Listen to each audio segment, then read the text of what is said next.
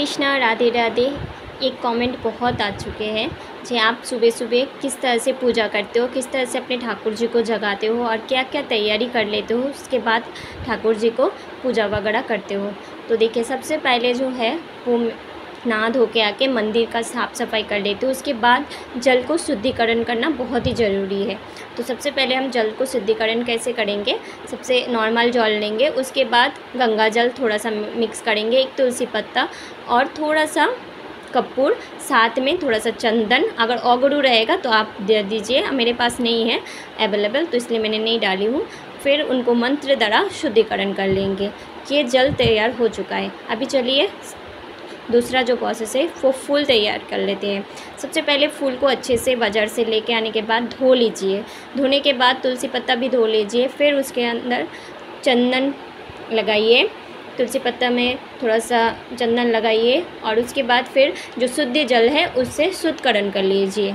चाहिए तो आप इसके अंदर थोड़ा सा रोज़ वाटर इतर फूलों में लगा सकते हैं, क्योंकि ये ठाकुर जी की सेवा में जाएंगे तो ठाकुर जी को सुगंधित चीज़ बहुत ही पसंद है, हमारे कृष्ण जी को, हमारे लड्डू गोपाल जी को। फिर तैयार हो चुका है, मंत्र द्वारा फूल को भी शुद्धिकरण कर लीजिए। अभी तैयारी कर लेते हैं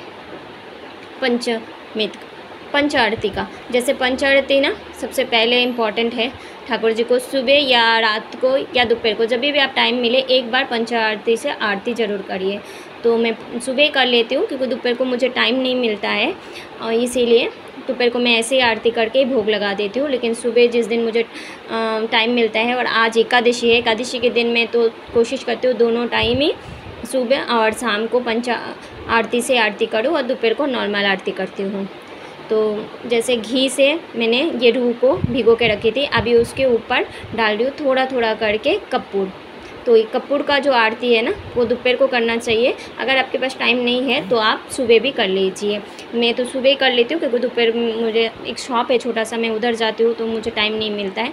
अब चलिए आरती का जो थाली है वो रेडी कर लेते हैं। आरती के थाली में एक टावल, एक गमछा, मतलब जो टावल होता है वो रखना चाहिए, फिर एक चामड़, साथ में ये मयूरपंख। अभी गर्मी है, गर्मी का सेवा अलग होता है और सर्दी का सेवा अलग होता है। और जल संग तो ज़रूर चाहिए, साथ में कुछ फ्लावर। तो हो गया आरती का जो थाली है। अभी पंच आरती रख देंगे, साथ में अगरबत्ती या धूप जो भी आप चाहते हो ठाकुर जी को सेवा में देना वो यूज़ करिए। एक वाटी ज़रूर रखिए, ये हाथ धोने के लिए चाहिए। और जल संकट से जब आप ठाकुर जी को नहलाएंगे तो उनके लिए और एक बाटी रखिए अलग से। और घंटी के बिना आरती नहीं होता है तो घंटी तो ज़रूर चाहिए। ये हो चुका है आरती का सामान रेडी। चलिए आप उठाते हैं हम सभी बच्चों को। और सभी का पूजा का नियम अलग अलग होता है। देखिए, मैं जिस तरह से मेरे सासू माँ, मेरे गुरुजी और मेरे ससुर से सीखी हूँ वही मैं आपके साथ शेयर कर रही हूँ।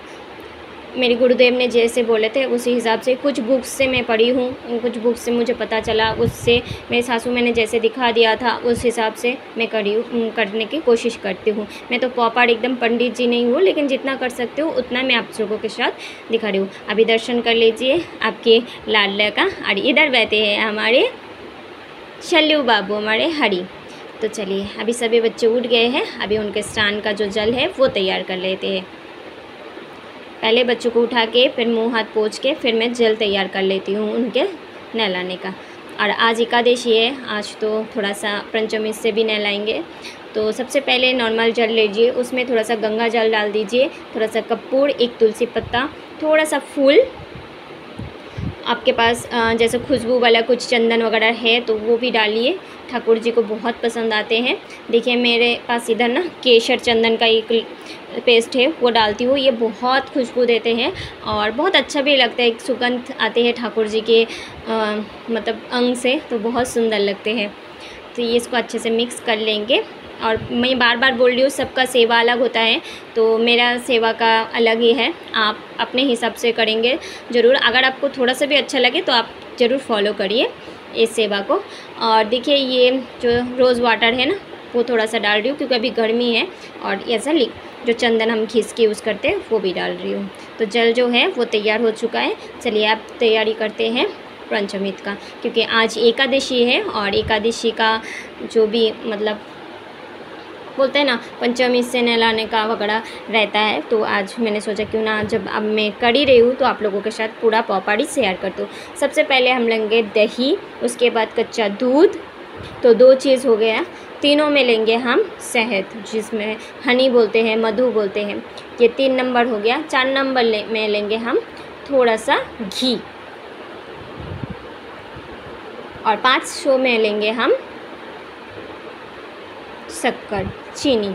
तो ये 5 चीज़ बन के हो गया पंचामृत। इनसे हम ठाकुर जी का अभिषेक करवाएंगे। और आज हम हमारे राधा कृष्ण जी का अभिषेक कैसे करते हैं वो आप लोगों के साथ शेयर करेंगे। एक तुलसी पत्ता डाल दिया है।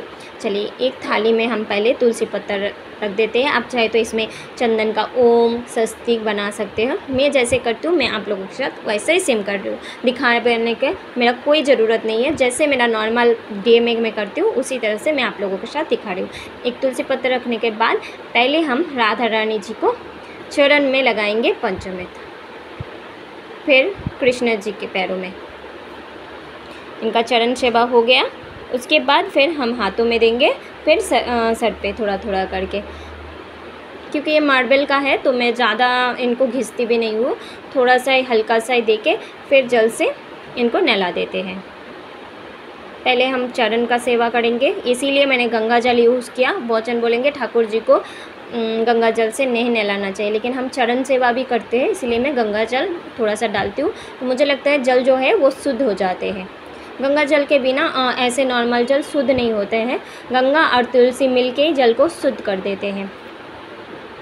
और आज है एकादशी, आज पांडवा एकादशी है। सभी को पांडवा एकादशी की ढेर सारी शुभकामनाएं। आज निर्जला व्रत भी है, तो बहुत जन व्रत रखे हैं। आप लोग रखे हो ना, क्योंकि आज के दिन ना व्रत रखना बहुत ही कोटि कोटि पुण्य मिलते हैं। आज के दिन चावल प्लीज़ आप लोग कभी भी मत खाना एकादशी के दिन, क्योंकि चावल खाने से ना जो बोलते हैं हज़ारों कोटि का पाप वो चावल के अंदर रहते हैं, वो अपने अंदर भी आ जाते हैं। तो आज के दिन चावल नहीं खाना चाहिए। और आज तो निर्जला व्रत है, तो जिसको जैसे रखना है। चलिए अभी ठाकुर जी को श्रृंगार करते हैं। श्रृंगार भी हो चुका है, लेकिन अभी दर्शन करवाएंगे। सबसे पहले हम कर लेते हैं आरती। और क्या बोलूँ, सच में आज ठाकुर जी का जो रूप है ना वो बहुत ही सुंदर है। आज उन्होंने जो श्रृंगार करवाया ना, सच मुझे विश्वास ही नहीं हो रहा था जब मैं उनका श्रृंगार किया हूँ कि इतना सुंदर लग रहे थे। तो सबसे पहले हम धूप से आरती करेंगे, फिर दीप से आरती करेंगे। तो सिर्फ मैं थोड़ा सा आपको दिखा रही हूँ, एक हाथ से तो आरती होते नहीं है, तो मैंने सोचा क्यों ना थोड़ा सा आप लोगों को दिखा देती हूँ। फिर प्रॉपर में आरती करने के बाद फिर मिलती हूँ। आरती हो चुका है। सबसे पहले आप आरती ले लीजिए और श्रृंगार करिए। देखिए श्रृंगार दर्शन करिए। आज हमारे ठाकुर जी इतना सुंदर लग रहे हैं, क्या बोलूँ मैं आपको। वाइट ड्रेस में आज किया है उन्होंने श्रृंगार अपना, और गजरा में किया है पूरा, बहुत ही सुंदर लग रही है। चलिए सबसे जो इम्पॉर्टेंट चीज़ है, आप लोग कब से सोच रहे थे इनका दर्शन, आपके प्यारे गोलू का दर्शन कर लीजिए। गोलू आज देखिए पगड़ी बांधे हैं और ब्लू कलर का धोती कुर्ता पहने हैं, बहुत सुंदर लगे।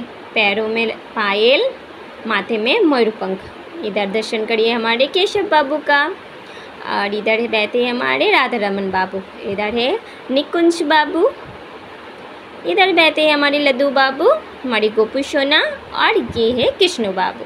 आज का एकादशी का प्रसाद दर्शन। अगर वीडियो अच्छा लगे तो प्लीज़ लाइक शेयर और कमेंट करना ना भूलना। हरे कृष्णा।